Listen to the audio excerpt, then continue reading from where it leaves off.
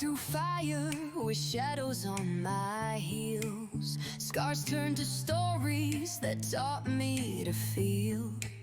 Lost in the silence, found in the flame. Now wear my battle cry without shame. This isn't the end, it's where I begin. A soul that remembers the fire within. Welcome back to another episode of A Warrior Spirit, brought to you by Praxis 33. I'm your host, Daryl Snow. Let's dive in. And welcome back to another show. And today I have Tish Ross. Tish is a former talk show host. She's a current podcast host of No Judgement Here with Tish Ross, the podcast. She's also an author of Surrender to Rise, the Queen's Edition. And she's just an all-around great human being who's out there spreading the message of what God has to say for her life. And I'm glad that she's joining me here to join me in this edition. So Tish, thanks for joining me. Oh my goodness. Thank you so much, Daryl, for having me. I love your intro. Every word that comes across the screen it's beautiful. Thank you. I had the help of our mutual friend Raquel Soto of writing the song, and then I produced the video, and then our other good friend Elena created an intro for our show on Prospera TV network, and I blended my video that I took and her intro to the show and kind of blended the two and made that thing. But a warrior spirit and walking in community of other warriors is kind of why we're here. So thank you for taking the time to do this. I know you said off camera that it's harder for you to be interviewed than interviewing. So it's nice to kind of turn the tables on professionals and see, how the other side of the microphone feels. Where did you get your Where did you get your start? Where'd you grow up? So I grew up, born in Fort Worth, Texas, and grew up in a small town, Crowley, Texas. Have 4 other siblings, so there's 5 of us total. And my parents, obviously, they stayed together until they both passed. So we grew up in Crowley, and very, very small town when we moved into it. Probably, like everyone says, there was a gas station and a Sonic and a convenience store, and that was it. And an oil rig somewhere down the road. Somewhere down the road. Yeah. I lived 7 years in Dallas, so I'm kind of familiar with the area. Do you consider yourself a Texan through and through? It's funny that you asked that. I do consider myself born and raised in Texas. And what's funny, though, is the way that, we are raised and the impressions that our parents or teachers or whomever leave on us. My father was a Texas A&M Aggie fan, and a Boomer Sooner fan. And so whenever like Texas Longhorns play to this day, I'm just like, ugh, Texas Longhorns, But yes, I mean, I would say I am a Texan through and through. It's funny you mentioned the football, because anyone who knows Texas knows that high school and college football is second only to the Dallas Cowboys in Texas, unless you happen to live in the South, then it's Houston. But so when you cringe at the Texas Longhorns, that tells me that your dad spent a lot of time watching the Texas Longhorns, and it sounds like you were not a big fan. No, because he wasn't. And he kept telling us, we are A&M Aggie fans. We are Boomer Sooner fans. And what's really funny is I'm married to, my husband is a Texas Longhorn fan through and through. So anytime they play, it's such a great rivalry that we have going on. We love each other, but it's so much fun to sort of play against each other when they're playing. So what is a young girl in Podunk, nowhere, Texas, how does she stay out of trouble, and how does she, survive the teenage years in middle of nowhere? Well, I'll tell you what, I am a very authentic person. And by that, I mean, I never wanted to fit in. I never wanted to do what everybody else was doing. And growing up, I think even going to school, I didn't fit in school, but I didn't want to. But I did spend a lot of time on my own. So there was some time where I felt very alone, very lonely. At some time, I mean, depressed because as a teenager, those were really tough years. But at the same time, I if I wanted to do something, I was going to give it 110%. So I tried out to be a cheerleader, and I'm an introvert, but I wanted to cheer. I wanted to be a cheerleader. I wanted to cheer for the fact of being able to be on the sidelines cheering for our team. I loved cheering. And so I knew when I was going to try out to be cheerleader, my hair was really long. I was also on a gymnastics team. And so I knew how to do a lot of gymnastics, things like that. I knew when I tried out that if I cut my hair the way I wanted to cut it, then I probably was not going to receive a lick of a vote. And even at that age, such a young age, it was in middle school, high school, I knew what it took to fit in and to make the team. And then I knew what I was going to do if I made the team. And so lo and behold, I try out and I made the team. I go through the summer, get my hair cut short, like Dorothy Hamill, that dates me, but Dorothy Hamill short. Come back and people are like, what happened to your hair? But I loved my hair. I loved my hair short. And so growing up, being a person that wants to be their true authentic self, um, I sort of became a chameleon when I wanted to fit in with a certain group. I could fit in with any group if I wanted to, because all I had to do was just think like them, act like them. Then towards high school, my years in high school, I didn't want to do that anymore. So I was by myself a lot. Isn't it funny that our talent means nothing, our look means everything? Because you didn't lose Yes, your talent just because you cut your hair, right? And you didn't have less talent if you had cut your hair prior to the tryouts, right? But you had to have a certain look, fit a certain mold, be a certain type, right? exactly. And after I knew that, I don't know, it was really weird at a young age. I knew that I didn't fit in, but I knew what it took, and I knew that looks, long hair, all the things was important, and that if I cut it off, I wasn't going to make it. And yeah, that's pretty sad that you have to, in this world, look a certain way, be a certain way. I even thought about that when I was in college. I thought, here we have all these women who purchase name brand bags or have to have a certain kind of perfume or just a haircut, and Jennifer Aniston haircut, when she was on Friends, everybody wanted to have that haircut, or Farrah Fawcett haircut. Like, everybody looked the same, and the Lord made us all different. While we bleed the same, we are all different, and no one, in my opinion, no one can be like you, right? I mean, you can try, you can look like, you can act like, but that's not really being your true authentic self. And the Lord has just always told me to be who He made me to be. And while I struggled through it, alone a lot or made fun of, or when I felt lonely, then I would just turn into chameleon and join a certain group. I never lasted that long in those groups, though. I just thought, I just don't want to be like that. And that's not who I am. So, yeah, it is crazy. Everybody wants to look the same, have the same thing, smell the same. I don't know, it's a Really weird thing. interesting because you, even as an introvert, wanted to be in cheerleading, which is extroverted, and even in cheerleading, which is happy, you were depressed.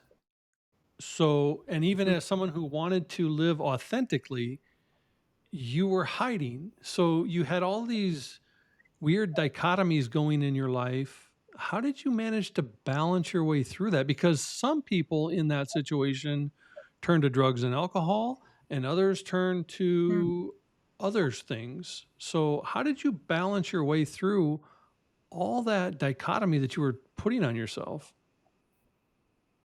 That's such a good question. I think I spent a lot of time,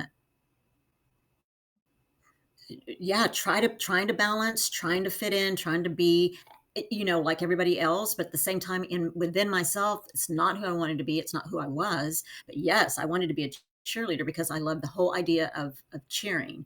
The other thing, Daryl, it's that was really hard was when everybody was going homecoming, every cheerleader, and this isn't oh woe is me, but this is what I feel like was unfortunate for some of us, a lot of us probably in this world. I know a lot of men that say that they don't fit in or they didn't fit in when they were in school. But cheerleaders, all the cheerleaders had a mom. All the cheerleaders had went to homecoming dance with somebody. All the cheerleaders that I spoke to in high school had lost their virginity. And I, even though trying to fit in, and even though I was being a cheerleader and doing all the things, I didn't have a mom. I didn't have a date. I was still a virgin until I was in college and 21, 22 years old. So it was, gosh, I mean, as a young kid, there were a lot of days when I cried and cried out to God, like, why me? Why am I so different? Because being younger, thinking, why am I weird? Why am I so weird? But then later in middle school and high school, the Lord just kept revealing to me, you are wonderfully and fearfully made. You are an authentic person. You're different because I made you that way. But during it, I mean, you don't know that when you're young. And like I said, I spent a lot of time in my room crying, a lot of time feeling alone. And I did feel connected when I was cheering because there were a lot of girls there that were cheering. I felt a part of the team, but a lot of times when I was very depressed. So, but just did my best to try to cope through it, cope with it and to get through it. So did you grow up in a religious household? My mom was a devout Catholic, and so we grew up in that religion. I saw my mom praying all the time. She was a prayer warrior, and that's where I gained my love for praying. She just led such an amazing example in terms of what it means to pray to the Lord and the importance of praying to Him and having a relationship with Him. On the flip side of that, and I mean no disrespect to anybody who's a part of any religion, specifically Catholicism, that religion was not for me. I heard what my mom was saying, and for me, going to a Catholic church was hearing something different. We never opened the Bible there. I never knew what a Bible was. We said a lot of things that were written on a pamphlet. We all said them together. It was kind of it was just a routine to me. I just kept thinking, why are we doing this? What does this even mean? I didn't develop a personal relationship with the Lord in Yeah. the Catholic Church. And if you have, I'm happy No. for I, whoever I has. I'm But they've laughing right now. I'm laughing right now because I call myself a Reformed Catholic because my grandfather's devoutness into the Catholicism, my experience. So when my mom married my stepdad, he was evangelical. His family was. So Saturday was mass and Sunday was church. And when I got old enough to be aware and decide, I said the same thing you did about the Catholic Church. Why are we reading from a pamphlet? Why are we doing calisthenics? Why is my mom not allowed to take communion because she's a former divorcee? Like, why do we have all of these rules and regulations that prohibit a relationship with God? Why is it fear based? And then yes, on the other side, I was hearing love and community and acceptance, and I'm like, okay, these two worlds don't play with each other, so I don't like Catholicism. I'm not going to be Catholic. I'm going to follow Christ in my own way. And, anyone who's listened to my show hears me say it a million times. I find more connection to God sitting on a beach or in a mountain than I have ever found in a pew in a Catholic church. And so I'm very aware of, and yes, it works for some people. It's great. But it's, I wrote a paper when I was in high school that said religion is the worst thing that happened to God, because religion is a man-made activity. Spirituality is your personal connection. And so when you, as someone who saw your mother in this devoutness, had these disagreeing thoughts, how did you, in your mind, balance that? Because today, the person I know of you is very connected to God, your God. You're very like, amen, right? Pray, right? But it's a connection, but Yes. it's not a Yes. fearful barrier. There's a relationship. So how did you Yes.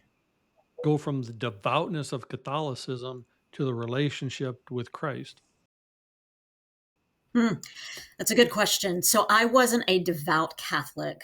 But your mom I was. was my mom was, yes. I was a devout prayer warrior, but we pretty much had the same mom. And I think you and I may be twins, because when I was in high school, I think it was in ninth grade, ninth or 10th grade, and they were calling us up for communion, and you could only receive communion if you had gone through catechism classes, CCD, which I'm not really sure. I didn't learn anything. I don't even know what happened. But I stood up, and my mom is still sitting, and the people are waiting, like, come on, everybody, let's go. And I said, holding up the line like the true authentic person I am.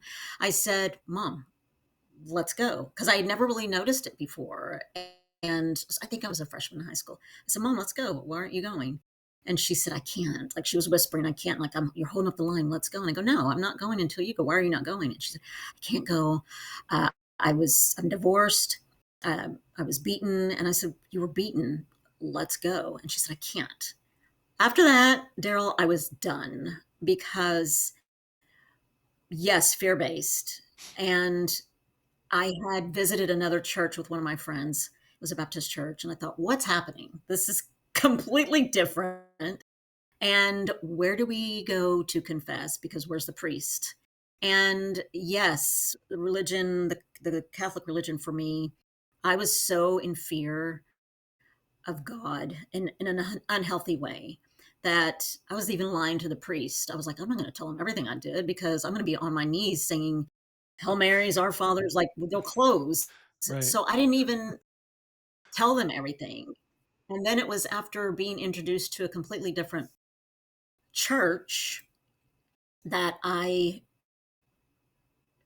say I was embarrassed later on as a young woman. I think I was 25, 24. Went to my first Bible study because I was invited, didn't know the Bible, didn't know that you could just, where you are in your house, in your car, in the shower, on the beach, you could just ask for forgiveness. You could tell God all of your sins. And this woman who was probably in her 40s, I was in, like I said, 25, 26, when I said, you can just ask for forgiveness and he'll forgive you. She was like, yes, honey. And I was like, no way, what? This isn't right. So I really had to learn from just researching myself, opening the Bible and reading it, questioning people. Thank God there are people that were there at this particular church that were there to mentor and help me, saw that I was clearly lost. And close to my mother's death, I told her, which was very difficult because I felt I was betraying her, because that's what the religion made me feel. Or that's what the religion made me feel. And I told her that I was going to another church, that it was a Bible-based church, and I was learning the Bible. And I asked her if she knew who her Lord and Savior was.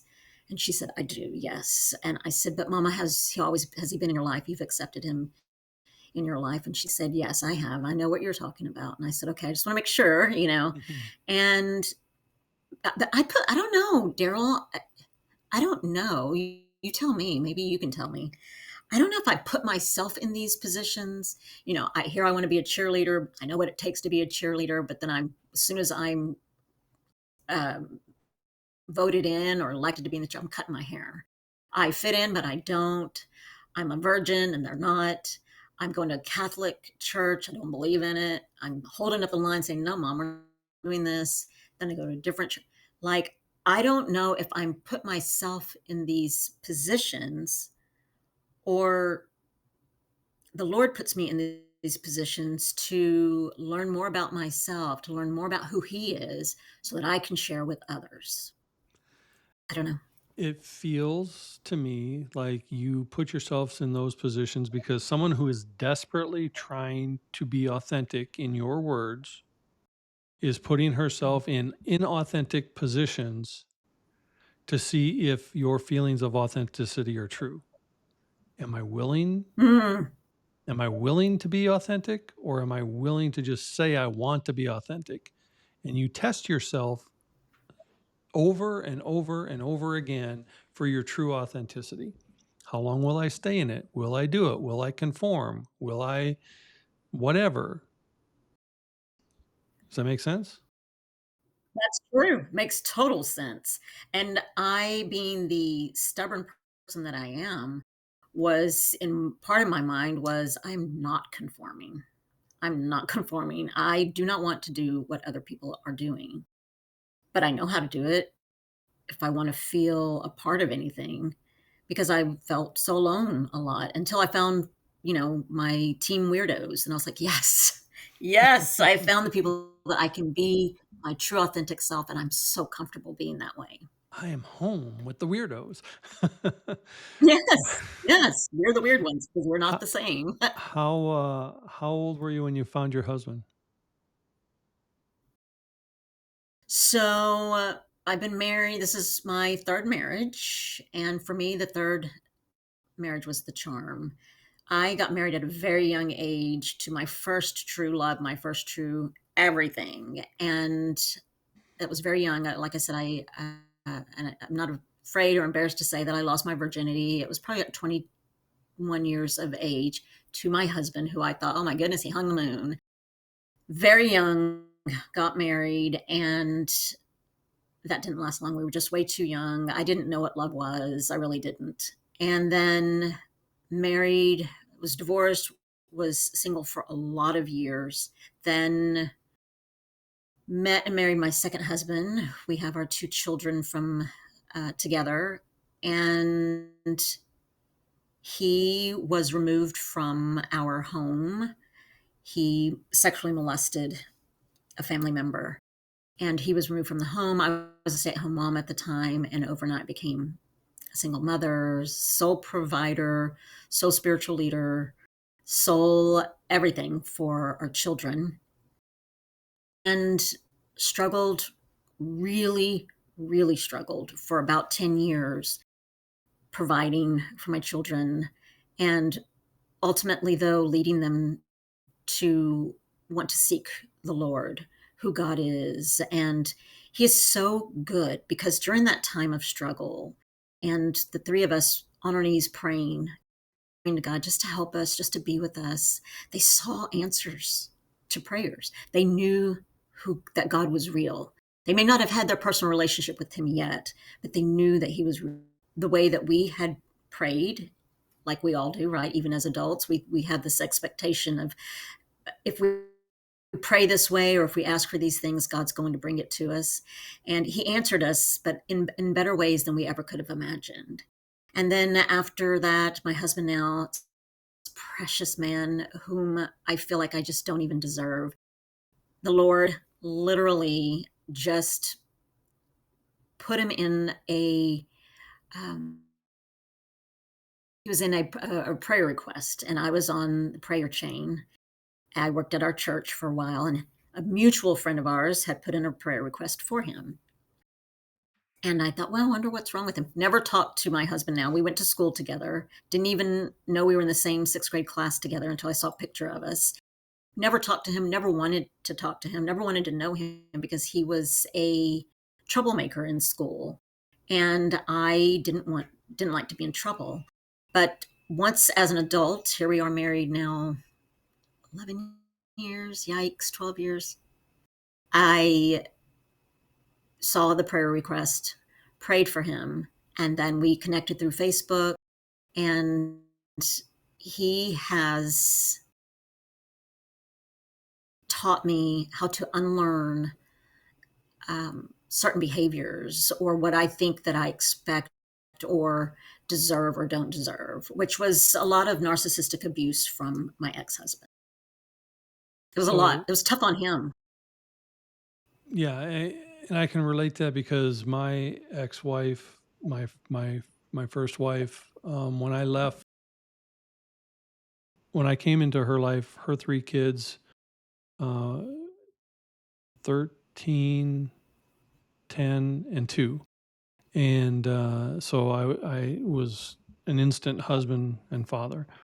And after we divorced, my youngest daughter is still my daughter today, 24 years later. So, but when I left, or when she left me, and then subsequently I left the state where we were living, I found out several years later that my ex-wife and her then current husband were sexually and physically abusing my daughter, and they had been Mm. doing so for 4 years. And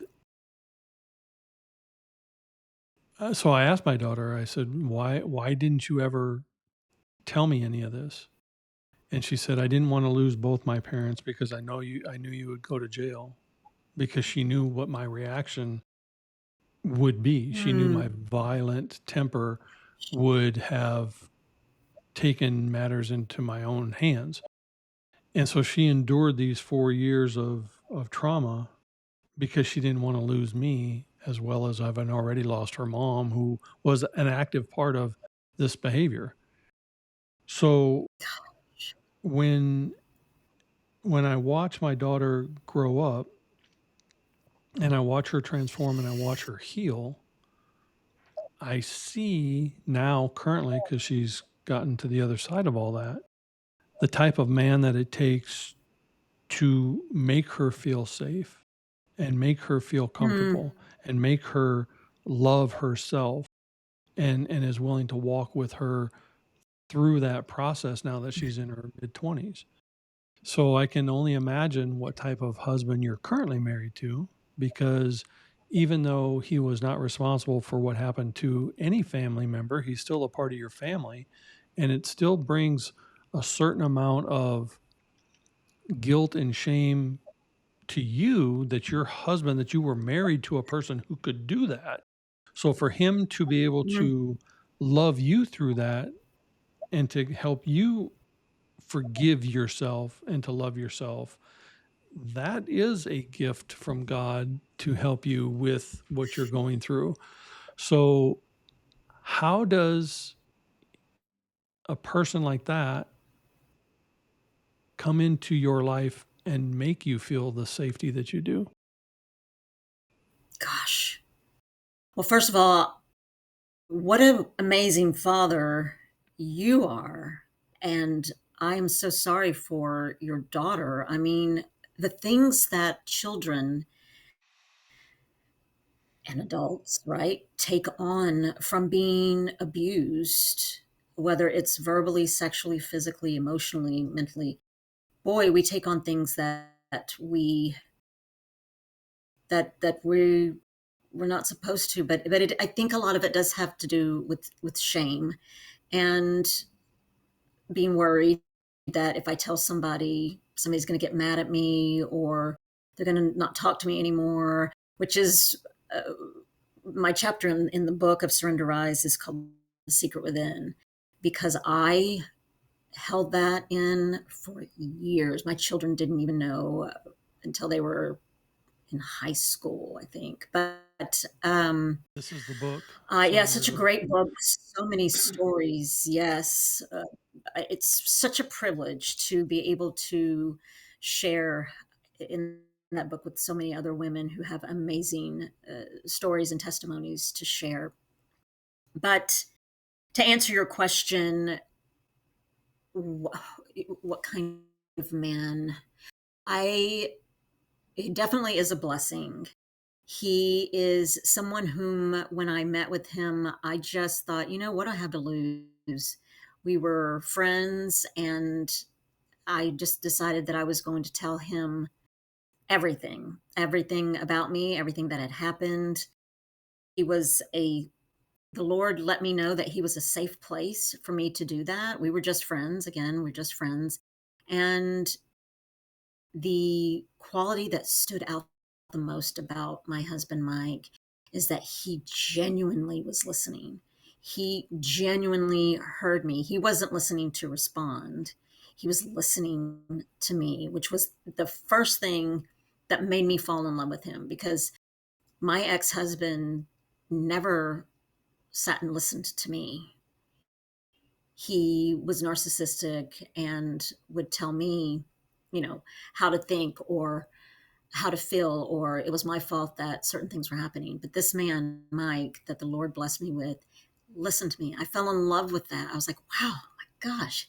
And then I was able to tell him about all the baggage that I would bring to a relationship, all of my fears,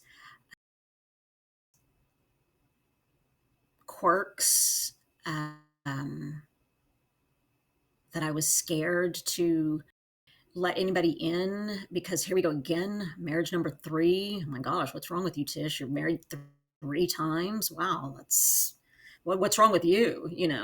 So he was very patient. The Lord sent me someone who was patient, gentle, understanding, very kind, and took a lot from me. And we had to go to counseling to learn how to disagree, because we couldn't talk to each other without me placing blame on him for things that he didn't do. And so we went to counseling. We knew pretty soon into the relationship that God was our foundation. We knew that the Lord was our foundation, that we could get through anything. It wasn't easy. It's not easy. If you're a Christian, you know that it's not easy just because you are a Christian or a follower or believer of the Lord. That doesn't make things easy. It guides you in the right direction. You have him to lean on. You're not alone. And it's harder when we take things into our own hands. It's the true meaning of surrender. I did it just recently. I was just talking to you, Daryl, about something that I surrendered in my job. And boy, do I feel good now. And it took me so long to do it. And I'm like, why? Why? But God is good. God is good. But we have a tendency to paint this picture in our brain and then rely on God to fulfill that picture. God, why aren't you doing this? God, why aren't you doing that? This is how it's supposed to be. And if we truly surrender, a different picture unfolds, a more magnificent picture unfolds, and a better picture unfolds. But we do have to surrender to the process and step into the faith that he has better vision than we do. And his picture will Yes. always be better than ours. So when in your process, because you couldn't stay in a relationship that you've stayed in currently, if you somewhere along the line didn't learn to forgive yourself, not all the things that happened to you, not all the other people, but you. When did you forgive you, and what helped you do that? Oh, my goodness. It was a lot. I think my father was a raging alcoholic. I love my dad, and wished I would have known him better. We lived under the same roof, and I really don't know much about him other than I was afraid of him. And beaten and abused and all of that. I did a lot of things because I thought, well, if I'm getting beaten, abused for things that I'm clearly not doing, or just because he's drunk and in a bad mood, I'm still getting beaten, might as well just go and do it. And I'm not proud of it, but I learned so much from my mistakes and the things that I did. It wasn't until, gosh, honestly, when COVID hit, which was not too long ago, I carried a lot of shame and guilt and had given it to the Lord, but taken it back, given it to the Lord, taken it back. And when COVID hit, while it was so tragic for so many losses, and I'm not discounting anybody's loss, and loss of employment, loss of life, loss of loved ones, all of that is horrific. But for me, it kept me at home, like most of us. I worked from home because I worked for my church.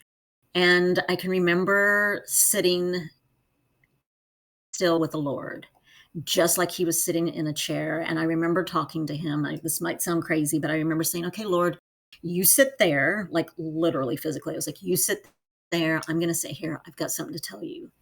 And I confessed to him that I've not forgiven myself. I didn't forgive myself for having a drunk driving accident when I was 19. I didn't forgive myself for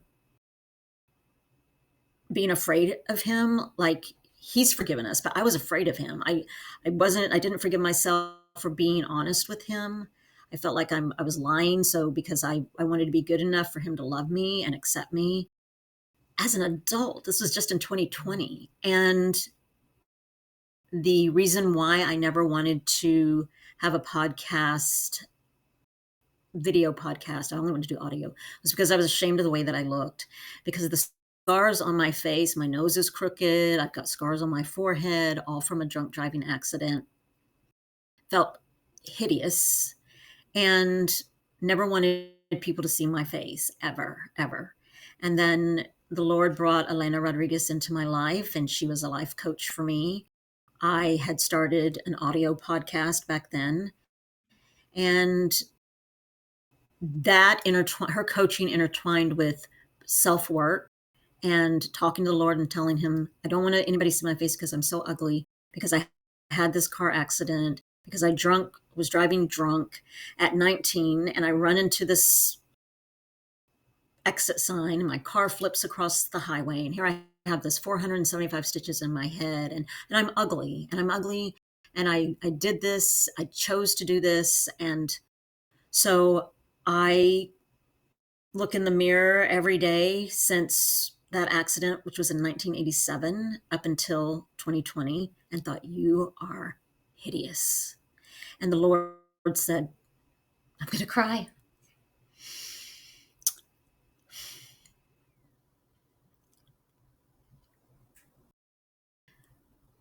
Sorry. The Lord said, no, you're not. You were made in my image, and I forgive you, and I love you, and you have to forgive yourself. If you don't forgive yourself, then I can't.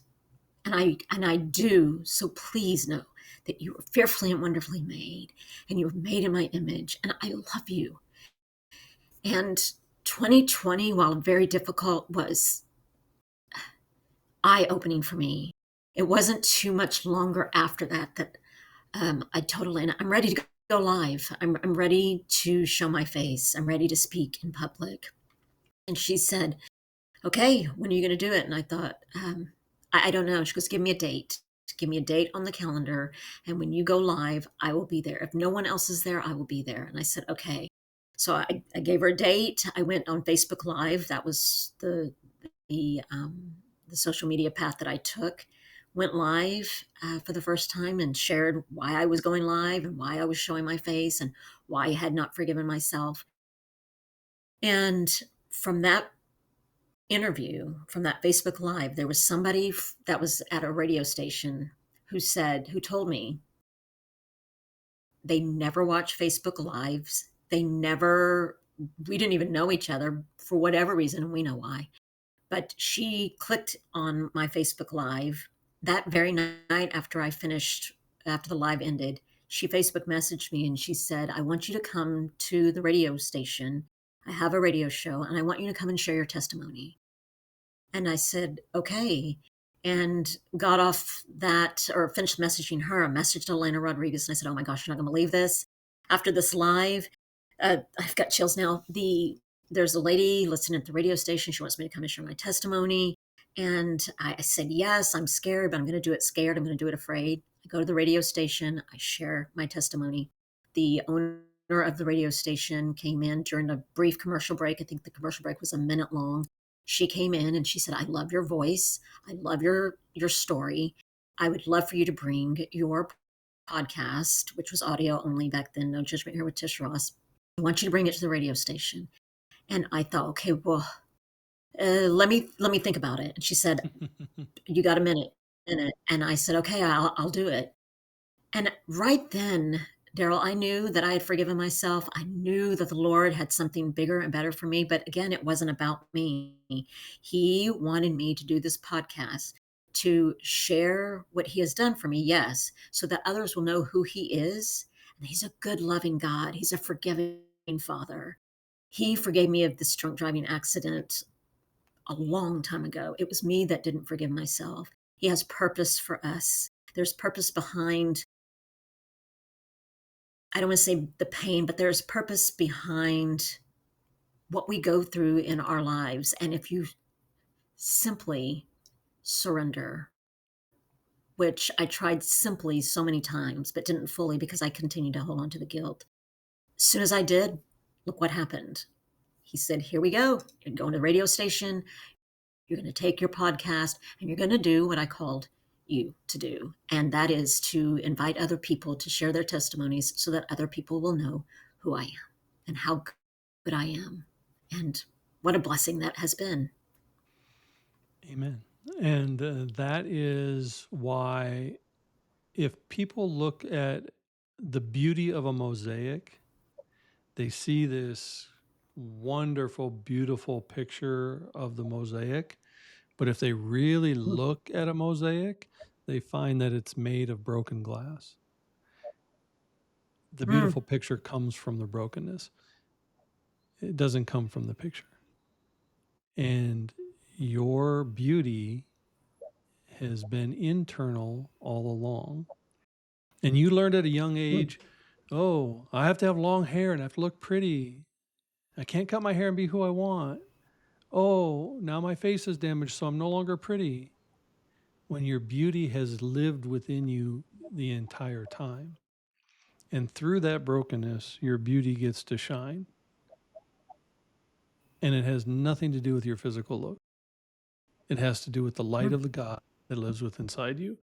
Now, I will also say this, a lot of people, and I'm not accusing you of this, but a lot of people use God and religion as a crutch. God will do this. God will do that. God will do this. If I pray here, if I pray that, if I do the 17 Hail Marys and the 46 rosaries, God will do this. God will do this.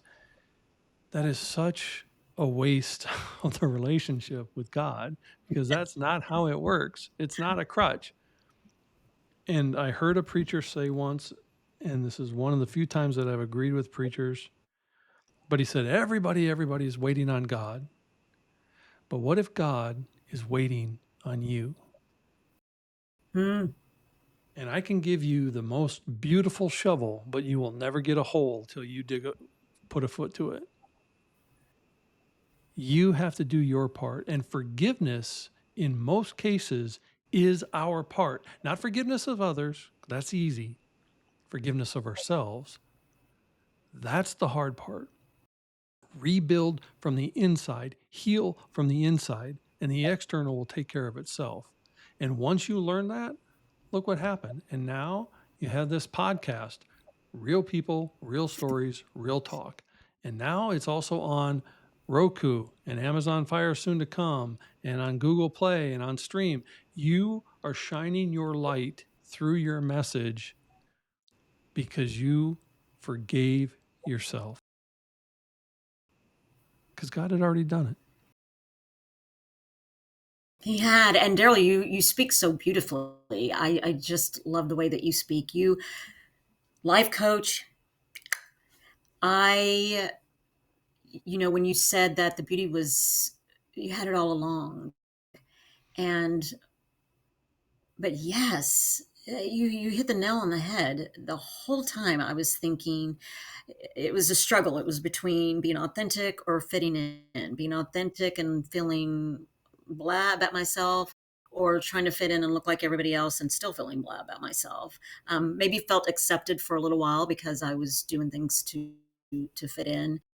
But you speak so beautifully, and I thank you so much for your beautiful words and words of encouragement. And it is true when you truly surrender. And most of the time, for me, it's when, unfortunately, I've tried everything I can, but, and all I had to do was surrender. And then the relief that comes from truly surrendering to God when he's waiting for you. And I'm sure he's looked at me a lot of times and shook his head. Thought, He's looked at all of us and Tish, shook what his are head. you doing? He has given us the slow bus for a reason because we have all boarded it at some point in time or another. And thank you for your compliment about the words, but for my entire life, and I'm 60 going on 61, for my entire life, I have left a lot of conversations with both people I know and complete strangers and gone, where the heck did that come from? But then I stop and I go, oh, I know where that came from. Because I have always called myself the modern day burning bush. None of this comes from me. It all comes through me from him. And Exactly. so I take no credit for the beautiful words. They flow from God's, wisdom through my mouth, and but that's what it's supposed to do, right? So That's right. when did you start to realize, ooh, life on forgiveness side is so much better than life on beating myself? And here's one of the things that I hate about religion: those floggers, those people that they think they have to do penance 25 times a day and beat the heck out of themselves. I can't even tell you in the 11 years that I've been married to my wife how many times I've told her to put Thor's hammer away. Stop beating yourself up. It is not going to give you any satisfaction. So, what was it like when you suddenly realized, ooh, the life on this side of forgiveness is so much better on the beating myself up side? What was that experience Mm. like for you?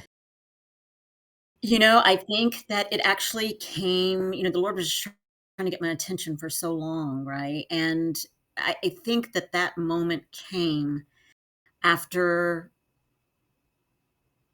yes, after he, because he knows who we are, and he revealed to me that he is in control, and he revealed to me that he is good and that he's here for us. And I can say this for a fact that whenever I was a struggling single mother and my ex-husband had the only car that I had to take our children to school or to doctor's appointments, they were little, 2.5 and 7.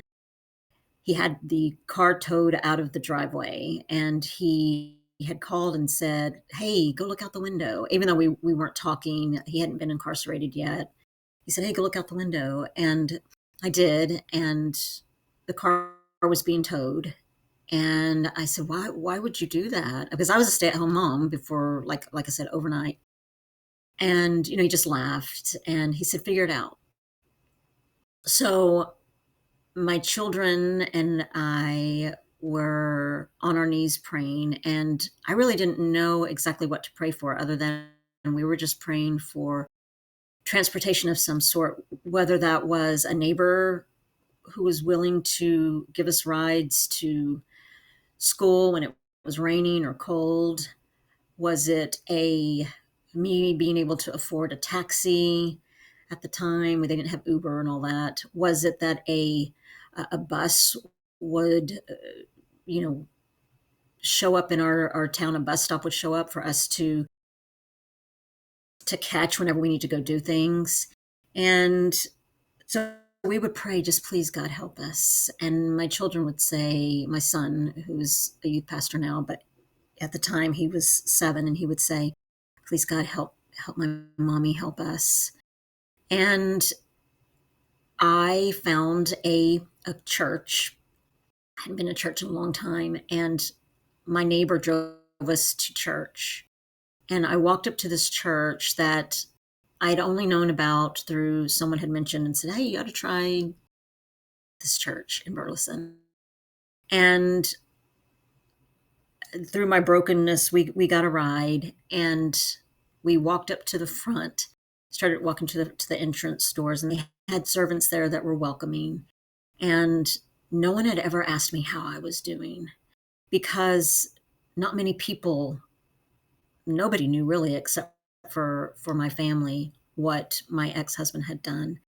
And this man opened the door and he said, welcome to church. Good to see you guys. How are you doing, ma'am? Daryl, I lost it. I started bawling, and he said, come on in. Just come on in. It's going to be okay. You're going to be okay. And I lost it. I just started bawling, and I don't even remember what I told him. All I know is that at some point, I guess I said something to him. I don't, and he said, I guess he told me to write a letter to the church. And I had no idea that this church had a Cars for Christ program. I had no idea. I was in survival mode. I just knew I needed to get to church. I needed God to help me. I didn't know. So I get a phone call 3 days after I had visited the church. And the pastor there said, guess what? We got a car for you. And I said, no way. There's no way. Who's going to give me a car? And he said, we've got a car for you. Do you have a ride to come and get it? And I said, I'll get a ride.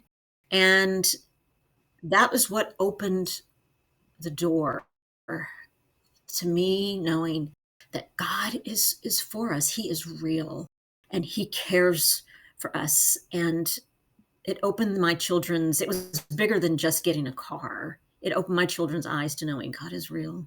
Your mother and you guys are not, I've not left you alone. I've not abandoned you. And so they know that he is real. And then that carried me to knowing, okay, he is real. To me, that was a miracle. And still, that was, gosh, it was in 2003 when that happened. And I continued to get to know who the Lord was through going to church, through serving, through prayer, through talking to him. But it's amazing the damage that a religion can do to you, because I was so afraid, because I wasn't perfect. That's what I learned at the church. You couldn't be divorced, so you couldn't get communion.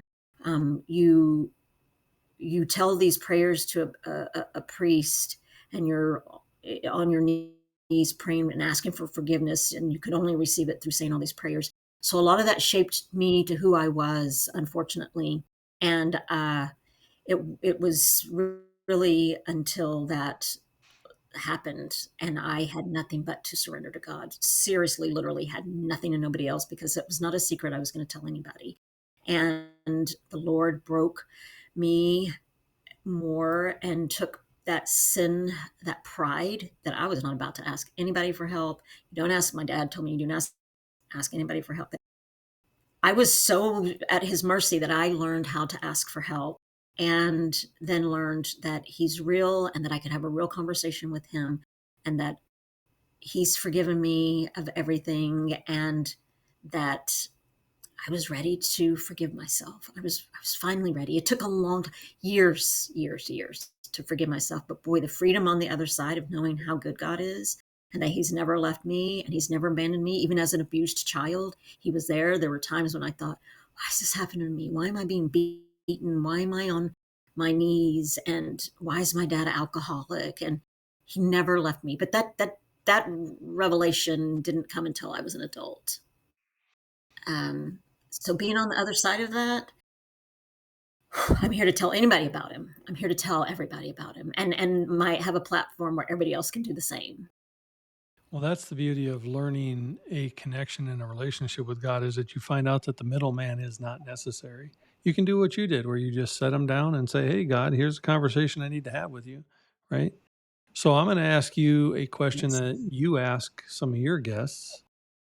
What do you want the legacy of Tish Ross to be? Even in your brokenness, even in your darkened past, even in the things that you've walked through, what do you want your legacy to be? Mm.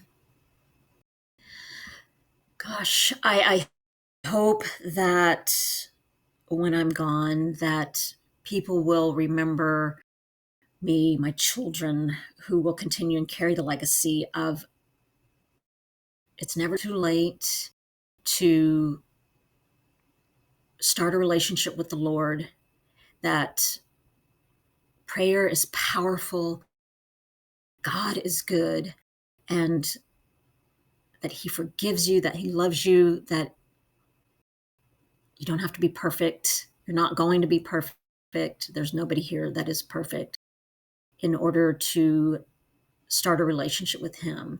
And in His words, do not be afraid. That's what I want people to know. Do not be afraid. Do not be afraid to go to the Lord. Do not be afraid to be your true, authentic self.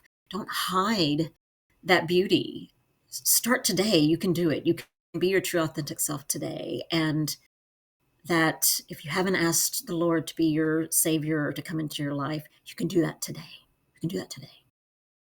And you don't need the calisthenics of the Catholic Church to do so. That's just my piece. Sorry. Final question. Final question. What does a warrior spirit or having a warrior spirit mean to Tish? Because you've certainly lived Oh, it. my goodness. Oh, thank you. If I could paint a picture, Daryl, it would be those of us and everybody else that has continued to stand up and fight. As soon as you are knocked down, to stand up. It would be a portrait of people holding up that shield, to putting on the shoes, putting the belt on, to putting the crown on or the helmet on, and people just being warriors together and fighting these battles when people can't fight these battles on their own, to know that, man, we're here for you, with you, and we will continue to be here until you can pick up your cross and carry it for yourself. I see a warrior spirit in this beautiful picture of everybody just coming together and battling for the good of the Lord. You do that, Daryl. You do that. Well, I appreciate it, and I thank you. And it's been a pleasure for having you join me today to share this part of your journey. I have an open door policy for you anytime if you want to come on and pontificate and just talk or share more of your journey, whatever the door is open. So feel free, and I'm honored to be in the same circle as people like you. So thank you. You too, my friend. I am honored, and it's such a privilege to come on and be able to share a little bit about how good God is. And I appreciate you giving me the opportunity on your platform. Thank you so much, Daryl. Alrighty. Well, if you'd like to connect with Tish, you certainly can do so on her social platforms, YouTube, Facebook, LinkedIn, and Instagram. And as always, thank you for joining us on this edition of A Warrior Spirit. We're now on all the major platforms as well as Roku via the Prospera TV app. So be sure to like or subscribe to catch all the episode. And as always, the journey is sacred. The warrior is you. So remember to be inspired, be empowered, and embrace the spirit of the warrior within. It's not just about the fight, it's how we rise from it.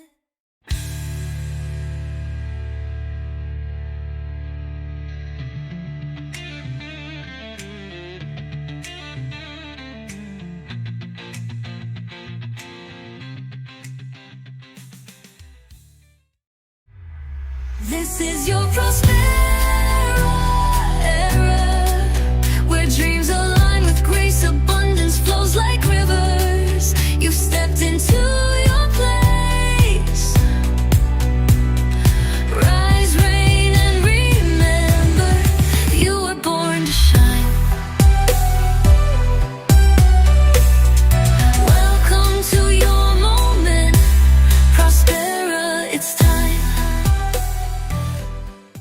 hope you enjoyed today's show on Prospera TV network. Make it a point to visit us on YouTube and catch all your favorite shows anytime you want.